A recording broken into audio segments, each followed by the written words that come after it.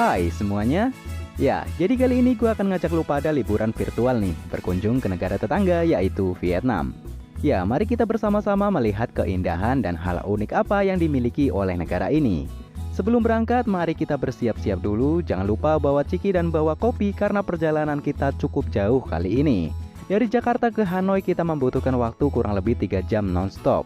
Dengan tiket termurah seharga Rp1.100.000, kita sudah bisa mengunjungi negara Vietnam, termasuk bebas visa selama 30 hari. Oke lah, jika semua dirasa sudah siap, tanpa berlama-lama lagi, mending langsung saja kita berangkat.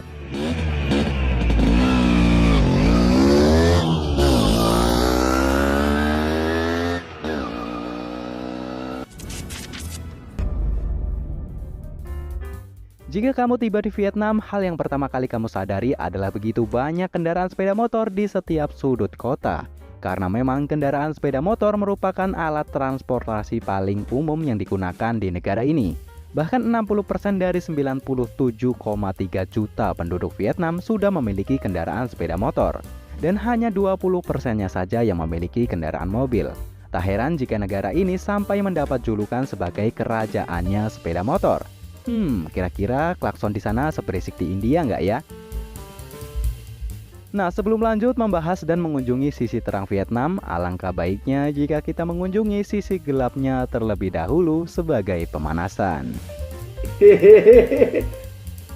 Di Vietnam, kasus menjanjakan diri kepada om-om masuk ke dalam tingkat yang cukup mengkhawatirkan. Bahkan sebagian besar dari pelaku merupakan wanita di bawah umur. Dan menurut survei, lebih dari 100.000 orang terlibat dalam industri ini. Mereka didistribusikan ke kota-kota besar yang ada di Vietnam, seperti Hanoi, Ho Chi Minh City, Da Nang, Phuoc Hoc, dan Hoi An.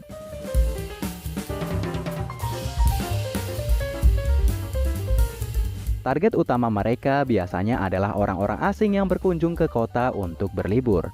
Dan tak jarang juga mereka juga menawarkan jasanya kepada warga lokal yang berduit pastinya. Meskipun ilegal, namun pekerjaan ini bisa dibilang cukup menjanjikan jika dilihat dari segi penghasilan.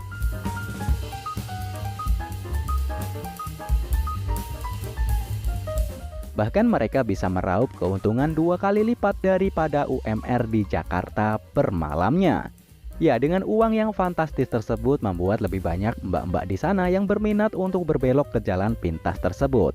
Dan mirisnya nggak hanya mbak-mbak, terkadang dede-dede gemes seusia SMA juga ikut turun ke jalan.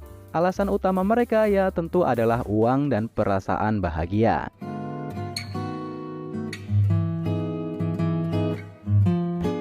Ya, dari sore hingga malam mereka biasanya akan nongkrong di tempat-tempat orang berduit berkumpul. Kemudian, mereka akan mulai mendekati target. Awalnya wanita tersebut akan bersikap seperti orang normal pada umumnya, mulai mengobrol dan bersenda gurau, hingga akhirnya mereka akan mulai menawarkan jasa mereka di sela-sela percakapan. Target utama para wanita malam ini biasanya adalah turis berkulit putih setengah parubaya. Karena mereka biasanya sedang frustasi dengan masalah hidup yang sedang dihadapi. Sehingga mereka sangat butuh hal-hal yang membuat mereka merasa senang.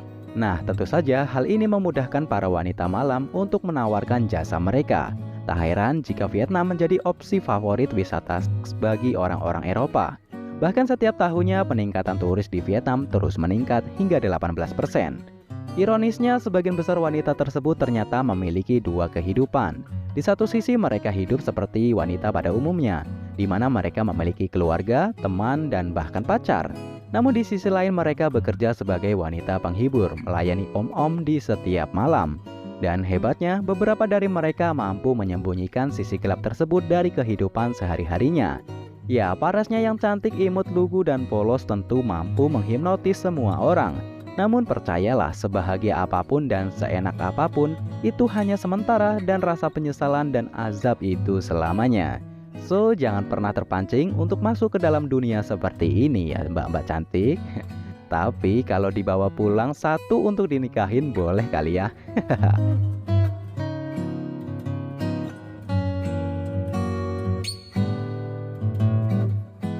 Oke, ini mungkin udah terlalu gelap. Mari kita menuju ke sisi terang negara Vietnam. Jika kamu jalan-jalan berkeliling kota menggunakan mobil, maka kamu akan dianggap sebagai orang yang sangat kaya. Karena mobil di negara ini dianggap sebagai barang mewah dan hanya orang-orang kaya raya lah yang bisa memiliki mobil di Vietnam. Namun bukan karena harga mobil di sana yang sangat mahal, melainkan pajak yang diberlakukan di negara ini sangat tinggi. Meskipun memiliki pajak yang bisa dibilang cukup tinggi, namun biaya hidup di negara ini sangat murah dan gaji yang didapatkan juga terbilang cukup tinggi, yakni berkisar antara 4 juta sampai 5 juta rupiah per bulannya. Namun gaji ini hanya berlaku untuk pegawai ya. Lain lagi jika kamu jauh-jauh ke Vietnam hanya untuk menjadi kuli panggul. Mending kerja di Indonesia karena gajinya hampir sama.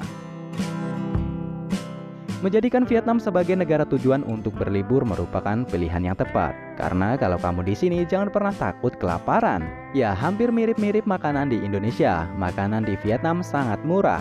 Hampir di setiap sudut kota dan di pinggir jalan, terdapat mbak-mbak cantik dan bening yang siap memuaskan nafsu makanmu. Dengan hanya uang Rp5.000 saja, kamu sudah bisa menikmati sebuah sup. Dan tak hanya itu, jika kamu kemalaman di jalan atau malas untuk pulang ke hotel, kamu bisa menyewa penginapan dengan harga yang sangat terjangkau, yaitu kurang dari Rp100.000 per malamnya.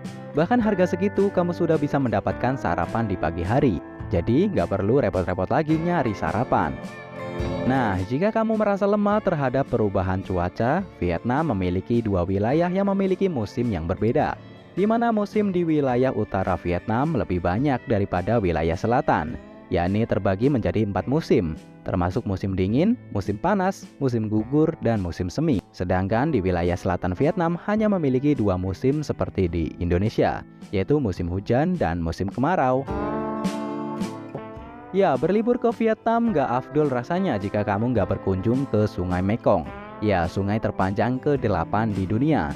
Inilah tempat syuting film buaya yang sering kali diputar di TV-TV Indonesia. Nah, kalau kesini jangan lupa bawa alat casting up, kita casting buaya.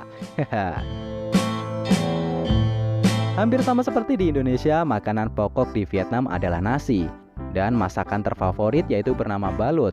Balut merupakan telur yang sudah menjadi embrio atau sudah berbentuk bayi ayam atau itik. Ya, telur tersebut direbus dengan bumbu khusus dan kemudian disajikan bersama dengan nasi hangat. Gimana? Apakah kamu tertarik untuk mencoba? Gak hanya bayi ayam dan itik, memakan teman yang katanya pinjem dulu 100 nanti dibalikin tapi nyatanya nggak dibalikin juga sudah menjadi hal yang biasa di negara ini. Ya, mengonsumsi anjing sudah menjadi hal yang biasa di Vietnam. Bahkan menjadi makanan favorit bagi orang non-muslim di Vietnam. Dan dalam 1 tahun, mereka bisa menghabiskan sebanyak 5 juta ekor anjing. Tak sampai di situ, kegeragasan mereka juga menyasar sampai ke tikus sawah. Bagi tikus-tikus sawah yang gino-gino dan gemoy, jangan harap deh bisa hidup tenang di negara ini. Karena di sini para warga biasanya menangkap tikus di sawah untuk dijadikan tikus panggang. Mereka mau nggak ya tikus-tikus kantor di Indonesia? Gak hanya tikus, musuh bebuyutan tikus pun juga ikut masuk ke dalam daftar makanan keseharian warga Vietnam. Ya, sup ular dan ular panggang sudah menjadi menu wajib jika mereka sedang berada di kebun. Ya, nggak heran sih kalau hasil panen mereka melimpah, karena mungkin inilah yang menjadi penyebab hama di sawah mereka berkurang drastis. Tenang, jika kamu ingin makanan yang sedikit normal, kamu bisa mencicipi sup khas Vietnam. Sup ini terdiri dari mie bihun, kaldu sapi, daging, dan berbagai topping sayuran. Sebagai penghasil kopi terbesar kedua di dunia, gak heran jika sebagian besar warga Vietnam merupakan penikmat kopi. Bahkan hampir di setiap pinggir jalan tersedia warung kopi. Nah, untuk para ngabers nih, kapan atuh sokin ke Vietnam? Vietnam biasa disebut dengan negara muda. Hal ini karena hampir 50% penduduknya berusia di bawah 25 tahun dan termasuk dalam usia super produktif. Gak heran jika dari tahun ke tahun kemajuan negara ini terbilang cukup pesat. Jika kamu sangat ramah dan ingin berkenalan dengan setiap orang yang kamu jumpai di Vietnam, jangan terkejut jika nama mereka hampir sama semua. Ya, Nguyen merupakan nama pasaran di negara ini. Bahkan hampir sebagian besar nama Nguyen selalu ada di nama lengkap mereka. Jadi jangan pernah kamu memanggil nama Nguyen di keramaian jika tidak ingin semua orang menatapmu. Pakaian khas Vietnam disebut dengan Áo Dai. Baju ini kini makin termasyur karena sangat menarik perhatian. Áo Dai dipakai para perempuan di banyak event, sedangkan para pria memakainya pada acara khusus seperti pemakaman dan pernikahan. Meskipun Áo Dai termasuk pakaian tradisional, namun baju ini tetap terlihat cocok meskipun dipakai di zaman modern seperti sekarang ini. Baju ini sangat pantas dikenakan oleh wanita Vietnam karena terlihat sopan, unik, dan anggun. Baju dengan model ketat ini sendiri berbahan kain sutra dan umum dikenakan bersama pantalon. Tak hanya indah dan anggun, baju Áo Dai juga memiliki makna yang sangat mendalam dan memiliki filosofinya tersendiri. Misalnya saja nih, baju ini dijahit dengan 5 bagian tubuh. Hal ini memiliki maksud 4 bagian tubuh pokok dan 1 bagian tubuh tambahan. Makna dari hal tersebut adalah baju ini dijahit di 4 bagian tubuh, yaitu memiliki makna untuk ayah ibu pihak suami dan ayah ibu untuk pihak istri. Sementara yang kelima adalah simbol si pemakainya sendiri. Di Vietnam, hal yang menjadi standar kecantikan adalah warna kulit. Bagi mereka yang berkulit putih akan dianggap cantik. Maka tak heran jika kebanyakan wanita Vietnam putih, mulus, bening, glowing, cleaning, meling karena memang mereka terobsesi memiliki kulit putih untuk memenuhi standar kecantikan di negara tersebut. Aku padamu, Mbak. Jika kamu merasa jodohmu ada di Vietnam, kamu bisa mengunjungi salah satu pasar yang cukup unik, yaitu Pasar Cinta. Di sini bagi para jomblo abadi bisa mencari pasangan mereka sesuai dengan spek yang mereka inginkan. Tapi maaf aja nih, untuk kalian yang nyarinya spek akhlak seperti nabi dan fisik seperti artis Korea tidak tersedia di sini karena spek seperti itu mustahil ada, goblok. Di Vietnam terdapat kepercayaan unik yang disebut sebagai agama Vietnam. Agama ini sendiri lahir pada tahun 1926 yang terbentuk dari campuran dari berbagai keyakinan dari agama lain. Di agama Vietnam atau yang lebih dikenal dengan agama pribumi ini terdapat kepercayaan jika orang yang sudah meninggal tidak benar-benar mati, melainkan hanya berpindah alam.